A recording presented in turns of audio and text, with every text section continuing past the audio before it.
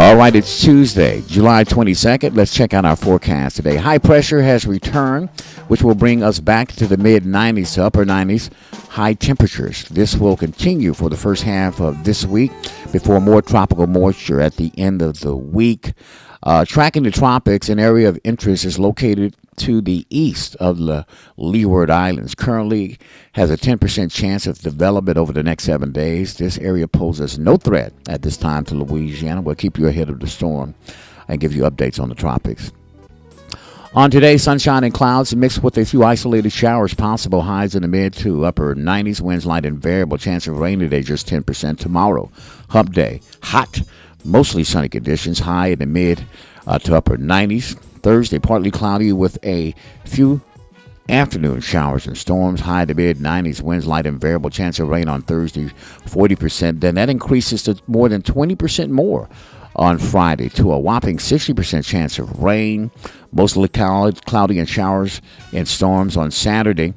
We dip back down by 10% to a 50% chance of rain on Saturday. Then the first day of the week on Sunday, partly cloudy skies. An afternoon shower or two is possible. Highs in the mid 90s. Winds light and variable. Chance of rain comes all the way down on Sunday to 20%. That's your forecast on this Tuesday, July 22nd, for Eyes Open Radio, 1110 a.m. KTTP and 107.5 The Vibe.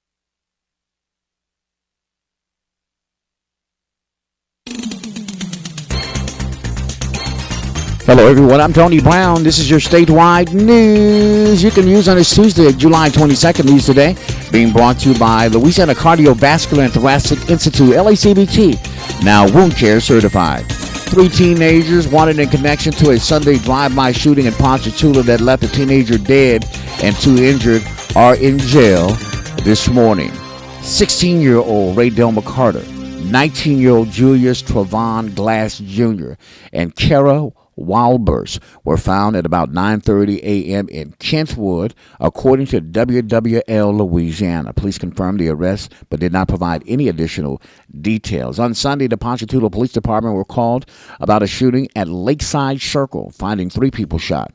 17-year-old Marvin Wells was pronounced dead at a local hospital. The other 2 victims, a 17-year-old boy and a 59-year-old man, were in stable condition as of last night.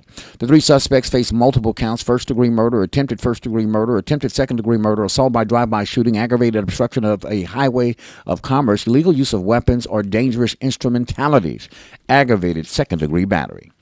Out of Lake Charles, authorities have identified the person killed in a weekend shooting at the Lake Charles seawall. It happened at about 6 o'clock in the morning on July the 20th. Lake Charles police found 26-year-old Trake Van DJ Handy dead from a gunshot wound at the Lake Charles Event Center, according to Lake Charles Police Department Deputy Chief Kevin Kirkham. While the investigation remains in its early stages, LCPD Chief Sean Caldwell said there is no evidence indicating a threat to the public. Caldwell said investigators believe the shooting is related to an argument between a small group of people.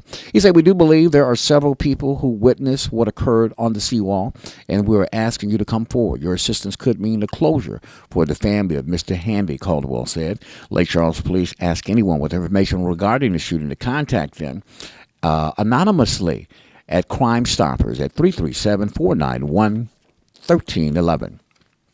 Closer to home in Alexandria, 2 people are in jail this morning after a weekend shooting following that shooting that happened on the South Traffic Circle back on July the 12th. APD said on July the 20th they arrested 24-year-old Austin Page, 25-year-old Joshua Henderson, both from Alexandria, in connection to the July 12th shooting. The suspects were booked into the Rapides Parish Jail for illegal use of weapons with a bond set at $100,000 each. According to inmate records, Page was also arrested on a contempt of court charge, which included a $5,000 bond added to the weapon charge. According to APD, previous reports, police responded to gunfire on July the 12th at about 3:30 p.m. near the South Traffic Circle. It was determined that the shots had been an exchange between 2 vehicles. A third vehicle that APD said was not involved in the gunfire was also hit. The Rapides Parish Sheriff's Office has confirmed that 3 people are in jail this morning, arrested on July the 17th in connection with the police activity that was observed at the Why Not Stop next to Lake Bulow in Pineville. Charged with possession of marijuana greater than 14 grams, illegal carrying of a firearm with drugs by a convicted felon, 25-year-old Ishmael Elijah Bankston, 20-year-old Aaron Darnell Allen, 24-year-old Janarius Raquise Fisher.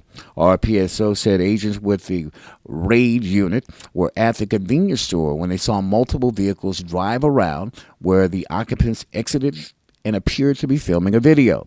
Raid said they saw people get out of the vehicles smoking weed, what appeared to be and smelled like marijuana. Raid said one man was seen waving a gun while someone else filmed it. Raid, along with the Pineville Police Department, spoke with the group and detained them. During their investigation, Raid said they located approximately 3 ounces of high-grade marijuana along with 3 firearms. Bankston was released on a $25,000 bond the following day. Fisher was released the same day on a $1,000 bond. Allen was released the following day on a $25,000 bond. Raid said another person was issued a criminal citation for possession of marijuana less than 14 grams and was released at the scene. Allen Parish District Attorney Joe Green addressed the council, saying that because of the allegations against the chief, questions will be raised regarding the validity of police reports from the Oakdale Police Department. Green issued a memorandum explaining which cases his office will and will not accept while Doyle is in office. The DA said DA will only accept cases in which an Oakdale police officer responds to an emergency in progress or witnesses the commission of a crime. According to the memorandum, any case requiring follow-up investigation or evidence collection must be investigated by the sheriff's office right now because of the situation involving the police chief. KPLC 7 News reached out to the Allen Parish Sheriff Doug Hebert regarding the increased workload in his department. He says, "We are paying people overtime to assign them inside Oakdale city limits, but that's not something we can keep up from a financial or logistical standpoint," Hebert said. "My budget doesn't include subsidizing a city police department." Hebert also said it's terribly, terribly sad that one person who's made bad mistakes is putting his own personal business ahead of those he took an oath to serve. Doyle and 4 others, including Oakdale City Marshal Freck Slaney, are accused of conspiring to fraudulently obtain U visas, which are reserved for crime victims and witnesses, by accepting payment to report crimes that did not happen. Federal prosecutors said the group filed false reports to have hundreds of people, primarily from India, approved for visas during the past decade. West and Alicia Dixon have spent the past 3 years fighting for compensation for a home they say was not built to stand up Louisiana's withering summertime humidity. The couple sued D.R. Horton, one of the nation's largest home builders, claiming the Youngsville house the Texas-based company sold them in 2014 had a faulty ventilation system that caused water damage, mold growth, and health issues. After years of legal wrangling, the Louisiana couple had their day in court last week and told a Baton Rouge judge about living in a house they said they can't afford to fix and how it was impacted them and their 4 children. It was testimony that underscored their lawsuit, which claims D.R. Horton knowingly built substandard homes across southern Louisiana, and sales representatives duped them and other buyers into signing sales contracts with arbitration agreements. The case is poised to become a class action lawsuit involving hundreds of Louisiana residents who purchased homes from D.R. Horton after 2007. After listening to nearly 8 hours of testimony Wednesday from the Dixons and several other D.R. Horton homeowners, 19th Judicial District Chief Judge Donald Johnson now has a key decision. Should the case remain before him in state court, or should it be litigated in arbitration? Plaintiffs' attorneys argue the matter should remain in state court, where they say they would have more access to evidentiary documents and the matter would be less expensive for their clients. Livingston Parish is getting nearly $500,000 in federal funding for weather stations that could give residents more time to prepare or evacuate during hurricanes. The FEMA Hazard Mitigation Grant Program awarded the parish $476,423 to install 9 weather stations for an early warning system project across the parish that will monitor real-time weather data like rainfall and wind speed.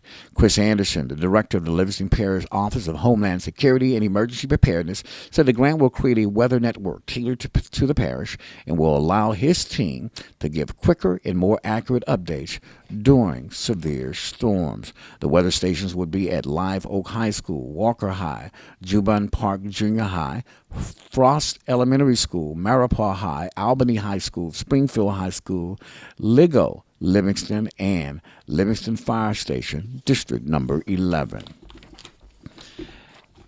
In other news, Malcolm Jamal Warner, the actor who played the teenage son Theo Huxtable on The Cosby Show, has died at the age of 54 in an accidental drowning in Costa Rica, authorities there said.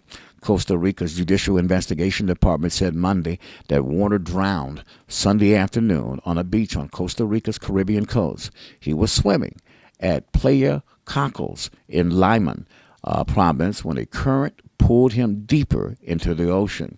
Quote, he was rescued by people on the beach. The department's initial report said, but first responders from Costa Rica's Red Cross found him without vital signs, and he was taken to the morgue. Warner created many TV moments etched in the memories of Generation X children and their parents, including a pilot episode argument with Bill Cosby's Cliff Huxtable about money and ear piercing he tries to hide from his dad. His Theo was the only son among 4 daughters in the household of Cliff Huxtable and Felicia Rashad's Claire Huxtable on NBC sitcom, and he would be one of the prime representations of American teenage boyhood on a show that was the most popular in America for much of its run from 1984 to 1992. He played the role for 8 seasons in all 197 episodes, winning an Emmy nomination for supporting actor in a comedy in 1986.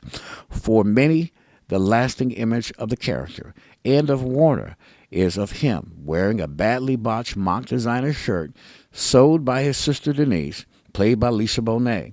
The Gordon Cartrell shirt later became a memorable image. Anthony Mackie wore one on The Tonight Show with Jimmy Fallon, and the profile picture of Warner's Instagram shows a toddler sporting one. Like the rest of the show's cast, Warner had to contend with the sexual assault allegations against its titular star, whose conviction in Pennsylvania court was later overturned. Warner told Associated Press in 2015 the show's legacy was tarnished. Mayor LaToya Cantrell's trip to the French Riviera last month cost more than $50,000, but it's still unclear if taxpayers foot the entire bill. More than a month after requiring a public records request for the public to learn who traveled with Cantrell to Nice, the city's law department released the names and travel expenses. The entourage included Robert Monlin for executive protection, Rosine Pima Sanga with the Intergovernmental Relations, and Austin Feldbaum with the New Orleans Office of Homeland Security and Emergency Preparedness. Quote, she's traveling out of the country. You know, the normal security engagement rules don't apply, said Dillard University political analyst Robert Collins. Quote, a New Orleans police officer cannot even carry their weapon through customs when they go to a foreign country. Cantrell and her delegation took part in the United Nations Ocean, Rise, and Coastal Summit alongside French President Emmanuel Macron. Records show the mayor, her security detail, and NOSHAP flew first class in and out of New Orleans and business class on the connecting flights to and from France. Receipts show the upgraded flights cost more than $9,800 per person. Flight records provided for the Sanga were limited. While in France, Cantrell and her team stayed at the Villa Victoria. The mayor stayed in a superior room with a double bed at $552 a night. The rest of her team stayed in a superior room with twin beds for $529 a night. Collins went on to say, if this truly was official travel, which is what I believe the mayor's office is going to argue, then you should always use the least expensive flights, the least expensive rooms. You're on a business trip. It's not a vacation. A severe heat wave is impacting much of the southern Louisiana and Mississippi this week, with temperatures expected to feel as hot as 110 degrees today through Wednesday. The National Weather Service has issued a heat advisory from 10 a.m. to 7 p.m. Monday, as forecasters predict, heat indices could top 105 to 110 degrees. The advisory covers most of South Louisiana and South Mississippi, including cities of New Orleans, Baton Rouge, Slidell, LaPlace, Gulfport, and Pascagoula. On Tuesday and tomorrow, the heat indices could climb even higher, with values between 107 and 114 degrees, possibly triggering an extreme heat advisory. Intense heat will persist through the end of the week, with Thursday's heat indices expected to range from 105 to 110 degrees, and Friday from 100 to 106. And finally, a tropical wave moving across the Atlantic Ocean still has little chance of developing into a named storm this week. Forecasters with the National Hurricane Center in Miami said Monday the system was about 700 miles east-southeast of the Lesser Antilles. At 7 a.m., National Hurricane Center forecasters said the area of low pressure is disorganized. It was moving west-northwest at about 10 to 15 miles per hour. I'm Tony Brown. That's your statewide news you can use on this terrific Tuesday, July 22nd, for Eyes Open Radio, 1110 a.m. KTTP and 107.5 The Vibe. Have a safe and a blessed day.